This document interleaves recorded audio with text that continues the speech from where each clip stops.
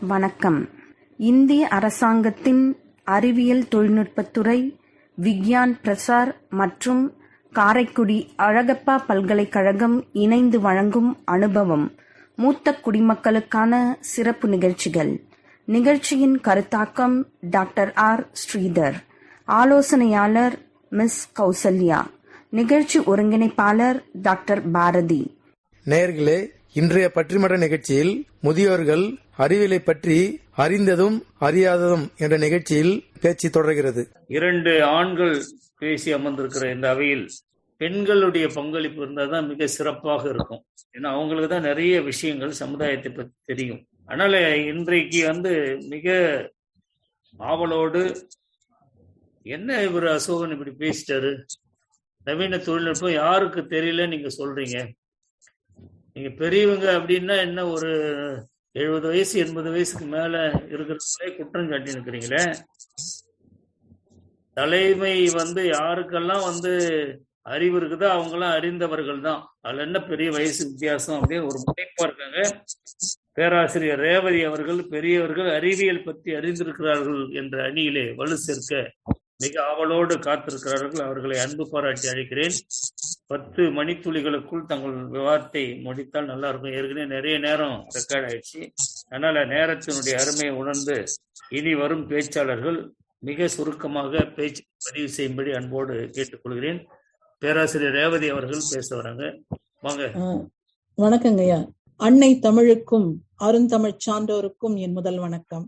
அவ்வருந்தமிழை உலகெல்லாம் இன்று கொண்டு சேர்த்து கொண்டிருக்கக்கூடிய மணக்குள விநாயகர் கல்லூரியின் நிலா பண்பலை சார்ந்த நிர்வாகிகளுக்கும் அதனுடைய ஒருங்கிணைப்பாளர் முனைவர் பாரதி அவர்களுக்கும் என்னுடைய வணக்கம். இந்த சிறப்பு மிகு பட்டிமன்ற நிகழ்விலே நடுவராக பொறுப்பேற்றிருக்கக்கூடிய எங்களுடைய பேரன்பிற்கும் பெரும் மதிப்பிற்கும் உரிய தீந்தமிழ் தென்றல் தி. கோவிந்தராச ஐயா அவர்கள், வெற்றி தமிழர் பேரவையின் தலைவர், உலகெல்லாம் சென்று தமிழினை ஓதி வருபவர், நற்கவிஞர், எழுத்தாளர், பேச்சாளர் என்று பன்முக படைப்பாற்றல் மிக்கவர். அவருக்கு என்னுடைய வணக்கத்தையும் சொல்லி, அடுத்து எங்களோடு இன்று இந்த அரங்கிலே உரையாடக்கூடிய முனைவர் முருகையன் அவர்கள், முனைவர் அசோகன் அவர்கள், முனைவர் தேவசேனா அவர்கள் ஆகியோருக்கும் என்னுடைய அன்பான வணக்கத்தை சொல்லி, பெரியவர்கள் அறிவியலை பற்றி அறிந்திருக்கின்றார்கள் என்ற தலைப்பிலே ஒரு சில கருத்துக்களை உங்களோடு பரிமாறிக்கொள்ள நான் விரும்புகின்றேன். எங்களுடைய எதிரணி தலைவர் முனைவர் அசோகன் ஐயா அருமையான கருத்துக்களை எல்லாம் சொன்னாங்க. ஆனா அவங்க ஒரு சில கருத்துக்களை உன்னிப்பாக கருத்திலே கொள்ள தவறிவிட்டாங்கன்னு தான் சொல்லணும். ஏன்னா எங்களுடைய அணித்தலைவர் முனைவர் முருகையன் அவர்கள் சொன்ன கருத்துகள் அன்றைக்கு பெரியவர்கள் அப்படி இருந்தார்கள், அன்றைக்கு தொல்காப்பிய காலத்திலே இருந்தார்கள் என்றெல்லாம் அவர் சுட்டி காட்டியது அன்றைக்கு இருந்தார்கள் இன்றைக்கு இல்லை என்ற பொருள்ல கிடையாது. இன்றைக்கு இருக்கக்கூடிய இவ்வளவு தொழில்நுட்பம் வாய்ந்த காலத்திலே பெரியவர்கள் அறிந்திருக்கின்றார்கள் என்று சொன்னா அது பெரிய விஷயம் இல்லை. ஆனால் நம்முடைய தமிழர்கள், நம்முடைய முன்னோர்கள், நம்முடைய பெரியவர்கள் இது மாதிரியான அறிவியல் முன்னேற்றங்கள், அறிவியல் தொழில்நுட்பங்கள் எதுவுமே இல்லாத காலத்திலேயே, அப்படிப்பட்ட அந்த சங்க காலம் தொட்டு இருக்கக்கூடிய அந்த பழமையான காலத்திலேயே இப்படிப்பட்ட அறிவியல் அறிவை பெற்றிருந்தார்கள் அப்படின்னு தான் எங்களுடைய தலைவர் சொன்னார்.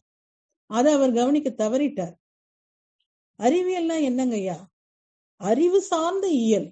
எதனையும் அறிவு கொண்டு, பரிமேலழகர் சொல்லுவது போல, நல்லதன் நன்மையும் தீயதன் தீமையும் உற்று உணர்ந்து ஆய்வது அறிவு. அதனாலே அறிவு சார்ந்து ஒன்றொன்றையும் அணுகுவது, அதுக்கு பேர் தான் அறிவியல். அந்த அறிவை அவர்கள் பெற்றிருந்தார்கள் அப்படிங்கிறதுல அன்றைக்கு மட்டுமல்ல இன்றைக்கும் சந்தேகம் கிடையாது. இன்னொன்னு அவர் சொன்னார் பாருங்க, கொரோனா காலத்துல இந்த பெரியவர்களால தான் இது பரவுது, அடுத்து இந்த ஊசிகள் எல்லாம் போட்டுக்கொள்றதுக்கு கூட அவங்க ரொம்ப தயங்குறாங்க அப்படின்னு. யாருதான் தயங்கல, யாருதான் பயப்படல சொல்லுங்க? அவரையே நான் கேட்கிறேன், அந்த ஊசியை போடும்போது நம்முடைய மனதெல்லாம் திக்கு திக்குன்னு அடிச்சுக்கிச்சா இல்லையா? ஐயோ இந்த ஊசி போட்டா என்ன ஆகுமோ ஏதாகுமோ தெரியலையே. ஏன்னா முதல் முறையா போடுறோம், அந்த நோய் தலைவிரித்து ஆடுது சுற்றிலும். அப்படிப்பட்ட அந்த நோய் கிருமியைத்தான் நம்முடைய உடம்புல செலுத்துறாங்க. அப்படி செலுத்தும் பொழுது இது நம்முடைய உடலிலே சென்று என்ன பக்க விளைவுகளை உண்டாக்குமோன்னு நம்ம பயந்து நடுங்கணுமா இல்லையா? இதுல பெரியவர்களை மட்டும் குற்றம் சொல்லலாமா? சொல்லுங்க பார்க்கலாம். இன்னும் சொல்ல போனா இன்றைக்கும் நம்ம வீட்டுக்குள்ள இருக்க பெரியவங்க தான் யார் வெளியே போயிட்டு வந்தாலும் கை காலை கழுவுங்க. அன்றிலிருந்து வெளியில போய் வந்தாங்கன்னா கிணத்தடியில நிப்பாங்க, தண்ணீரை மொண்டு ஊற்றி கை கால் கழுவிட்டு தான் உள்ள வருவாங்க. அதே போலதான் இன்றைக்கும் கை கால் கழுவு, முகம் கழுவு என்று அந்த தூய்மையை சொல்லி கொடுத்தவங்க காலங்காலமா நம்முடைய பெரியவர்கள் தான். இதையும் அவர் மறந்துட்டாரு. இன்னொன்னு சொன்னாரு, மழை இன்றைக்கு செயற்கைக்கோள்கள் எல்லாம் கண்டுபிடித்து சொல்லுகிறது அப்படின்னும் பொழுது, இந்த எந்த தொழில்நுட்பமும் இல்லாத காலத்திலிருந்தே இன்றைக்கு கூட ஒரு கிராமத்துல போய் நீங்க பாத்தீங்கன்னா அந்த கிராமத்தை சார்ந்த பெரியவர் சொல்லுவார், எறும்பு முட்டை கொண்டு திட்டை ஏறினால் மழை வரும். எறும்புகள் எல்லாம் சாரை சாரையா அந்த முட்டைகளை கொண்டு ஏறினா அப்படியே போகும். அப்படி போனால் அது மழை வருவதற்கான அறிகுறி. நம்முடைய நடுவர் ஐயா சொன்ன போல மயில்கள் தோகை விரித்து ஆடினால், தவளைகள் கத்தினால் இதெல்லாம் மழை வரும் அப்படிங்கிறத இன்றைக்கும் ஒரு சாதாரண கல்வி அறிவு இல்லாத ஒரு முதியவர் ஒரு கிராமப்புறத்துல சொல்லுவார். அவங்களுக்கு தெரிஞ்சிருக்கும். அது மட்டும் இல்ல, நம்ம இலக்கியங்கள்ல கூட பாத்தீங்கன்னா உழவர்கள் பெரிய கல்வியெல்லாம் கிடையாது, அப்படிப்பட்டவர்கள் பாடுகின்ற அந்த பள்ளுப்பாட்டு அதெல்லாம் சொல்லுது, ஈழமின்னல் மலை ஆழமின்னல் தோற்றுதையை குறி என்று அதுல பதிவு செய்யறாங்க. அந்த ஈழமின்னல் மலையாள மின்னல்னா தென்மேற்கு பருவக்காற்று வீசுகிற காலம். அப்படி தென்மேற்கு பருவக்காற்று வீசுகிற காலத்துல இன்றைக்கு இருக்கக்கூடிய கேரள பகுதியில மழை பெய்யும். அங்கு பெய்த பின்னாடிதான் நமக்கு மழை வரும். இதை அன்றையிலிருந்தே கணித்து வைத்திருக்கிறார்கள் நம்முடைய பெரியவர்கள் இன்று வரையிலும் சொன்னா அவர்களுடைய அறிவை நம்ம வியந்துதான் போற்றணுமே தவிர இப்படி குறை சொல்லக்கூடாது அப்படின்னு சொல்றாங்க. அது மட்டும் இல்ல, நாள் பாக்குறாங்க, நட்சத்திரம் பாக்குறாங்க, வாரம் மாதம் திதி ஓரை இப்படி ஒன்னொன்னு சொல்றாங்களே, நாள் மீன்கள் கோள் மீன்கள் எல்லாம் வகுத்து இருக்கின்றார்கள். இதெல்லாம் எந்த அறிவு பெற்று? அன்றைக்கே வானியல் அறிவு பெற்று இன்றைக்கு வரையிலும் அதை வலியுறுத்திக்கிட்டு இருக்காங்க. சூரியனிலிருந்து வரக்கூடிய அந்த பிளாக் ஹோல் அப்படிங்கிற நடுமைய பகுதியிலிருந்து வரக்கூடிய கதிர்கள் நச்சுத்தன்மை உடையது.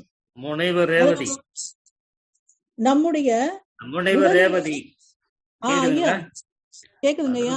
4 நட்சத்திரம் எல்லாம் சரிதான். அவர் என்ன கேக்குறாருன்னா, இன்னைக்கு இருக்கக்கூடிய தொழில்நுட்பத்தை இந்த வாட்ஸ்அப்பு, பேஸ்புக்கு, ட்விட்டரு அது மாதிரியான விஷயங்களை பெரியவங்க தெரிஞ்சு வச்சுக்கினா அவங்களுக்கு நல்லதாச்சேன்னு கேக்குறாரு. அது சம்பந்தமா ஏதாவது வரங்கய்யா, அதோ வரங்கய்யா, அதுக்குதான் வரேன். அவர் சொன்னது ஒன்னொன்னா நான் மறுத்து சொல்லிட்டு வரேன்.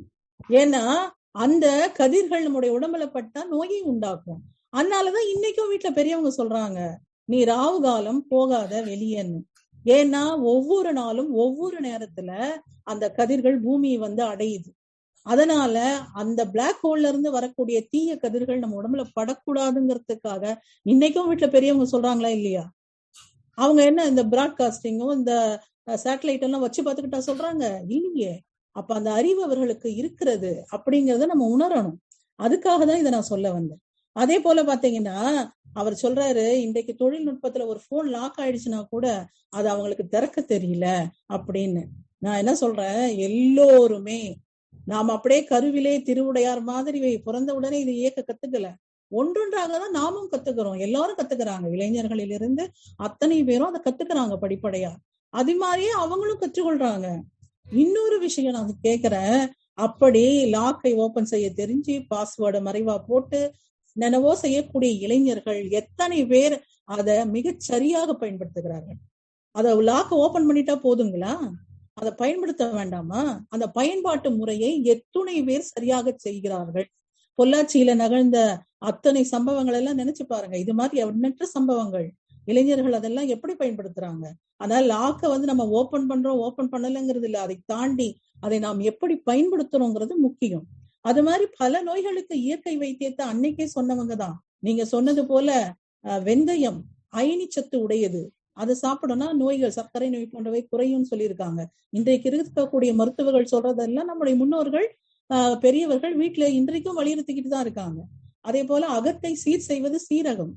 அதனால அந்த உள்ளுக்குள்ளே இருக்கக்கூடிய அத்துணை குறைபாடுகளையும் அது செய்யுது, சரி செய்யுதுன்னு சொல்லிட்டு வராங்க. அதனால இப்படி எல்லாவற்றையும் அறிந்துதான் நம்முடைய முன்னோர்கள் சொல்லி இருக்கிறாங்க.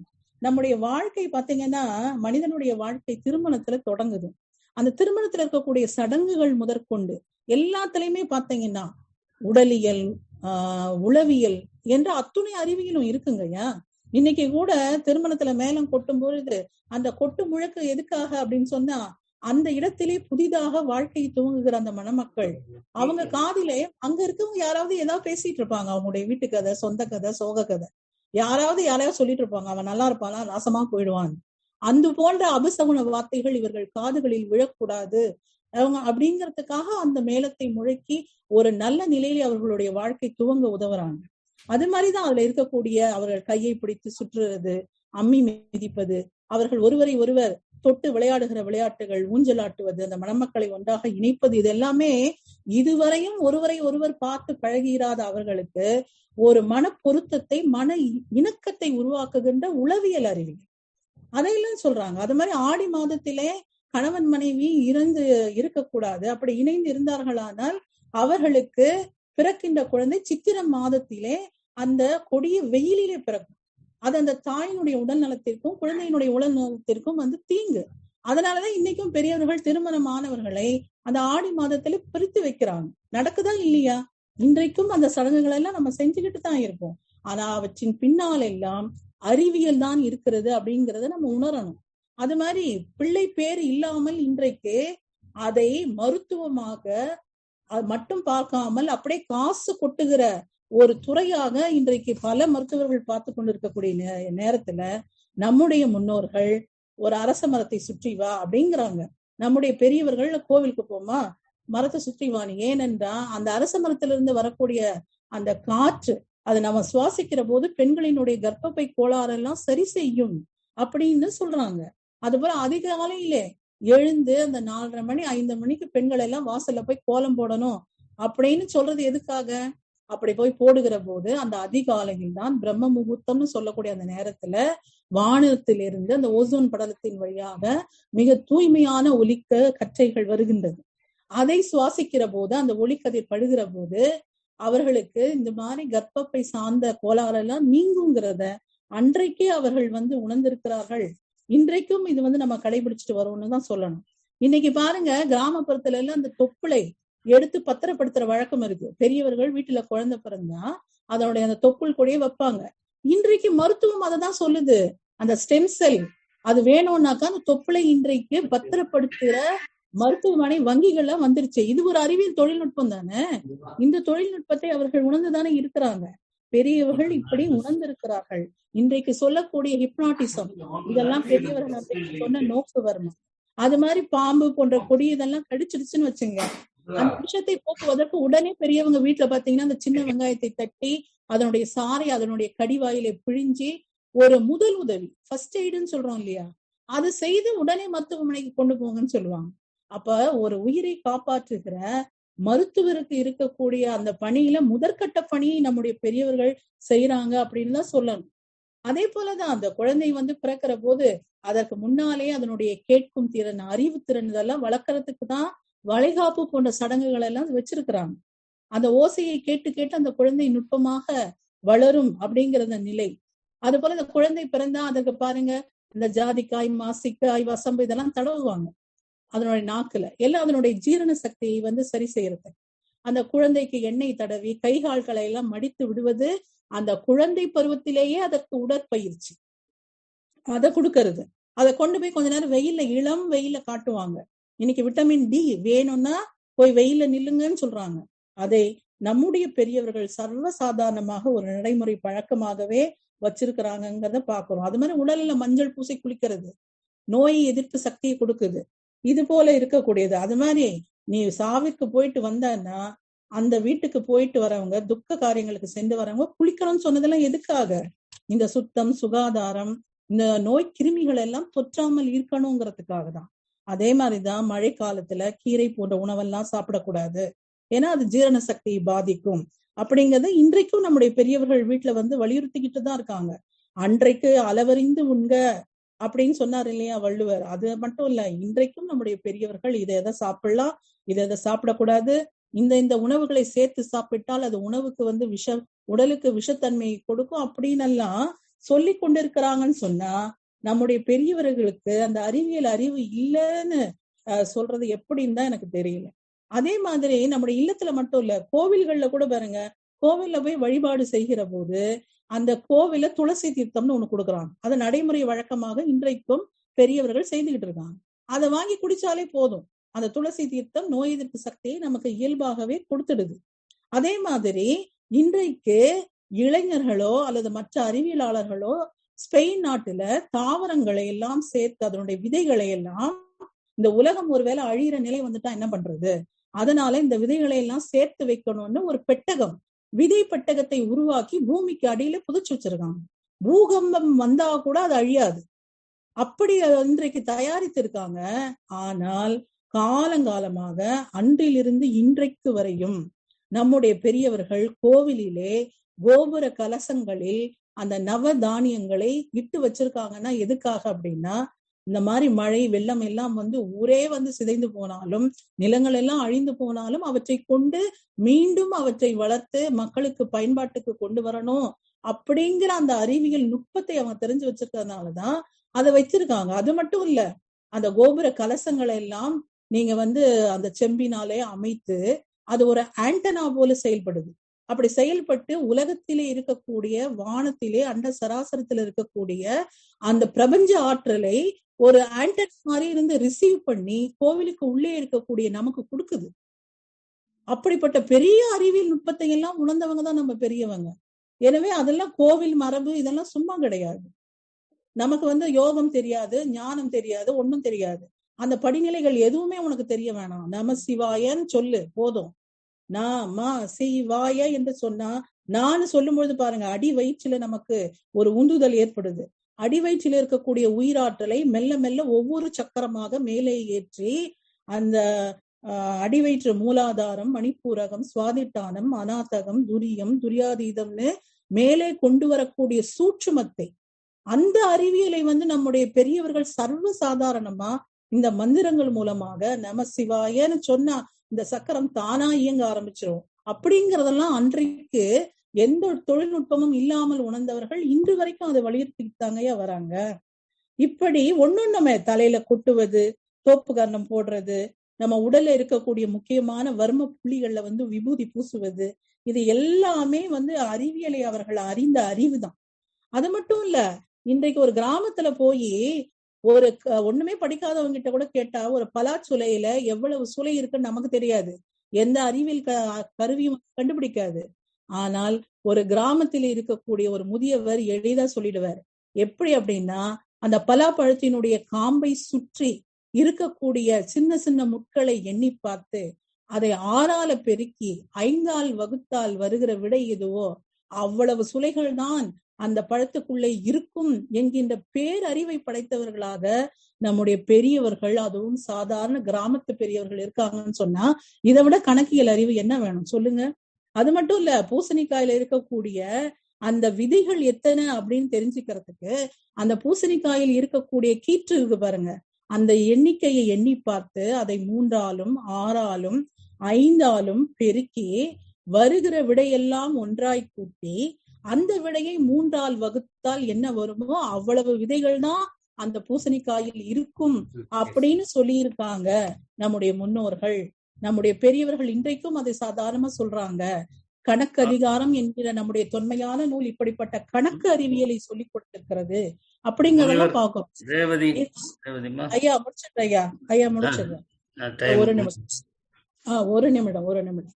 இது மட்டும் இல்லையா, ஒன்றை நான் ரொம்ப அறிவுறுத்தி சொல்ல விரும்புறேன். இன்றைக்கு லண்டன்ல இருக்கக்கூடிய ஒரு மெட்ரோ பத்திரிகை, அது 5/6/2013 ஒரு செய்தி வெளியிட்டிருக்கு. என்ன என்று சொன்னால், என்ன அலைகளினாலே பறக்கக்கூடிய ஹெலிகாப்டர்.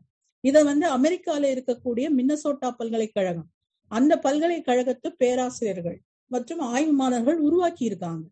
இவங்க இந்த மாதிரி ஹெலிகாப்டரை உருவாக்கி அவங்களுடைய தலைகளிலே எலக்ட்ரோட்ஸ் என்று சொல்லக்கூடிய அந்த கருவியை பொருத்தி கொண்டு, எந்த ரிமோட் எல்லாம் கிடையாது, அதை பொருத்தி கொண்டு மனதிலே நினைத்தாங்க. மனதிலே நினைத்து விமானமே பற, விமானமே நீ இறங்கு வலது பக்கம் போ, இடது பக்கம் போ என்றெல்லாம் நினைத்தார்கள். அப்படி நினைத்த மாத்திரத்திலே அவர்கள் மூளையிலே ஏற்படக்கூடிய அதிர்வு, அந்த நியூரான் என்று சொல்வோம், அதனுடைய அதிர்வுகளினாலே எண்ண அலைகள் தோற்றுவித்து அந்த எண்ண அலைகள் எலக்ட்ரோட்ஸ் மூலம் அந்த விமானத்துக்கு சென்று அந்த விமானம் கருவி, வேற எந்தவித கருவிகள் கிடையாது, இந்த எண்ண அலைகள் மூலமாக பறந்தது அப்படிங்கிற செய்தியை இன்றைக்கு இந்த ஆய்வு நிறுவனங்கள், இந்த பத்திரிகைகள் எல்லாம் வலியுறுத்தி இருக்கு. அதனால இது எவ்வளவு பெரிய முன்னேற்றம் பாருங்க. அப்போ கல்வி சார்ந்த பெரியவர்களும் இது போன்றவற்றையெல்லாம் சொல்றாங்க. இதை எத்தனையோ 1000 ஆண்டுகளுக்கு முன்னாடியே நம்முடைய ராமாயணத்துல சொல்லப்படுது. ராமாயணத்துல கூட பாத்தீங்கன்னா ராமன் ராவணவதம் முடித்த உடனே நான் அயோத்திக்கு உடனே போகணும், இல்லைன்னு சொன்னா பரதன் அவன் உயிரை மாய்த்துக் கொள்வான்னு சொல்லுகிற போது விபீடரன் சொல்லுகிறான், என்னிடம் இருக்கிறது ஒரு விமானம், என்னுடைய அண்ணன் குபேரனிடம் கைப்பற்றியது, அது இருக்கு, இதுல நீங்க ஏறினீங்கன்னா எத்தனை பேர் வேணா ஏறலாம், இது உடனே மனோவேகத்துல பறக்கும், நீங்கள் நினைத்த மாத்திரத்தில் பறக்கும், 1000 சூரியனை போல ஒளிவிடும் என்றெல்லாம் சொல்றான்னு சொன்னா, அன்றிலிருந்து இன்றைக்கு வரைக்குமே பெரியவர்கள் இப்படிப்பட்ட தொழில்நுட்பங்களை உணர்ந்திருக்காங்க. இன்றைக்கு கணினி யுகம் அப்படின்னு நம்ம சொல்றோம். கணினி மட்டும் இல்ல, வானொலி, தொலைக்காட்சி, திரைப்படம் என்று மக்கள் ஊடகம் பல்கி பெருகி இருக்கு. இணையத்திலும் பாத்தீங்கன்னா இன்றைக்கு பெரியவர்கள், இதோ இன்றைக்கு இந்த நம்முடைய நிகழ்ச்சி நடந்துகிட்டு இருக்கு, யார் பேசிக்கிட்டு இருக்கோம், பெரியவர்களாகி நாம் பேசிக்கிட்டு இருக்கோம், கருத்துக்களை சொல்றோம், உலகெங்கும் கொண்டு போறோம். அதனால இன்றைக்கு பெரியவர்கள் எல்லாம் இதுல பாத்தீங்கன்னா ஆழ்ந்த ஒரு அறிவோடு இருக்காங்க, ஆவலா கத்துக்கிறாங்க, வராங்க. நீங்க போய் பாருங்க, எந்த ஒரு முகநூலியா இருக்கட்டும், இளைஞர்கள் அவர்கள் பயன்படுத்துவதை விட ஆக்கப்பூர்வமாக பெரியவர்கள் பயன்படுத்தி கொண்டிருக்கிறார்கள். இதை யாருமே நீங்க மறுக்கவே முடியாது. நீங்க சென்று பாத்தீங்கன்னா தெரியும், ஆண்களுக்கு இணையாக பெண்களும் பாத்தீங்கன்னா வயதான பெண்கள் இல்லத்துல இருக்காங்க, சர்வ சாதாரணமா இணையத்தை பயன்படுத்தி கொண்டு சமையல் செய்யறாங்க. இந்த சமையல் மூலமாக எண்ணற்ற வருவாயை ஈட்டுறாங்க, பொருள்களை உற்பத்தி செய்யறாங்க, அதை விற்பனை செய்யறாங்க, பல்வேறு குறிப்புகளை எல்லாம் கொடுக்கறாங்க. உடல் நலம், வீட்டு நலம், குழந்தைகளுடைய வளர்ப்பு, மருத்துவம், இப்படி பல்வேறு துறைகள், என்னென்ன துறைகள் இருக்கோ அத்தனை துறைகளையும் இன்றைக்கு பெரியவர்கள் இந்த இணையத்தின் வழியாக, கணினி வழியாக எல்லாம் கற்றும் கொள்கிறார்கள், பிறருக்கு கற்பித்தும் கொடுக்கிறார்கள். அதையும் கடந்து அதுல பெரிய பொருளீட்டி வருகின்றார்கள். இது எவ்வளவு பெரிய முன்னேற்றம். அப்ப இந்த முன்னேற்றத்தை அவர்கள் நிச்சயம் அறிஞ்சிருக்காங்க, அதுல அவங்க பங்கு கொள்றாங்க அப்படிங்கிறது மறுக்க முடியாத உண்மை. வேணும்னா நீங்க போய் பாருங்க, பார்த்தால் அது நிச்சயம் தெரியும். அதனால நாம அப்படியே பொதுவாக பெரியவர்களுக்கு அறிவியலை பற்றி அறிவு இல்லை என்று சொல்லுவது மிக மிக தவறானது. இது எப்படிப்பட்டது தெரியுங்களா? பழுத்த ஓலையை பார்த்து குருத்தோலை சிரிச்சுதுன்னு சொல்லுவாங்க நம்முடைய கிராமப்புறத்துல. அது மாதிரியான ஒரு வழக்கு தானே தவிர உண்மையானது அல்ல. அதனால பெரியவர்கள், நீங்க சொன்ன மாதிரி மூத்தோர் சொல் அமிர்தம், அவர்களுடைய பட்ட அறிவும் அனுபவமும் அவர்களுடைய ஒவ்வொரு செயலும், அவர்கள் நமக்கு போட்டு கொடுத்திருக்கிற பாதை, அது மிகப்பெரியது, மிக வலியது. அதுலதான் நம்ம பயணிச்சுக்கிட்டு இருக்கோம். எனவே அப்படி பயணித்து கொண்டு அதை போட்டு கொடுத்த பெரியவர்களை, இன்றைக்கும் நம்மை கைப்பிடித்து வழி நடத்தி செல்லுகின்ற பெரியவர்களை நாம் மறந்து விட்டோம் என்று சொன்னால் அது நாம் மனித சமுதாயத்துக்கு செய்யக்கூடிய மிகப்பெரிய துரோகமாகத்தான் இருக்கும். எனவே நாம் பெரியவர்களை நிச்சயம் எப்பொழுதும் போற்ற வேண்டும். அவர்களுக்கு அறிவியல் அறிவு உண்டு, அதை இன்றைக்கும் அவர்கள் மெய்ப்பித்துக் கொண்டு வருகிறார்கள். அந்த அறிவை நாமும் பெற வேண்டும், நாமும் கற்றுக்கொள்ள வேண்டும். அடுத்த தலைமுறைக்கு அவர்களுடைய அறிவியல் அறிவு, அவர்களுடைய பண்பாடு, கலாச்சாரம் என்ற அத்துணத்தையும் கொண்டு சேர்க்க வேண்டிய கடமை நமக்கு இருக்கிறது. அப்படிப்பட்ட அந்த கடமையை உணர்ந்து இன்றைக்கு நம்முடைய நடுவர் தீந்தமிழ் தென்றல் டி. கோவிந்தராசன் ஐயா அவருடைய தலைமையிலே மிக அருமையான இந்த பட்டிமன்றத்தை நடத்துவதற்கு முன்னெடுப்பு செய்திருக்கக்கூடிய மணக்குள விநாயகர் கல்லூரியினுடைய நிலா பண்பலைக்கும் அதனுடைய ஒருங்கிணைப்பாளர் முனைவர் பாரதி அவர்களுக்கும் எங்கள் அனைவரின் சார்பிலும் நன்றியையும் வாழ்த்துக்களையும் தெரிவித்து அமைகின்றேன். நன்றி, வணக்கம். நேயர்களே, இந்த பட்டிமன்றத்தின் எதிரணி பேச்சாளரின் நிகழ்ச்சியை அடுத்த பகுதியில் கேட்கலாம். நன்றி.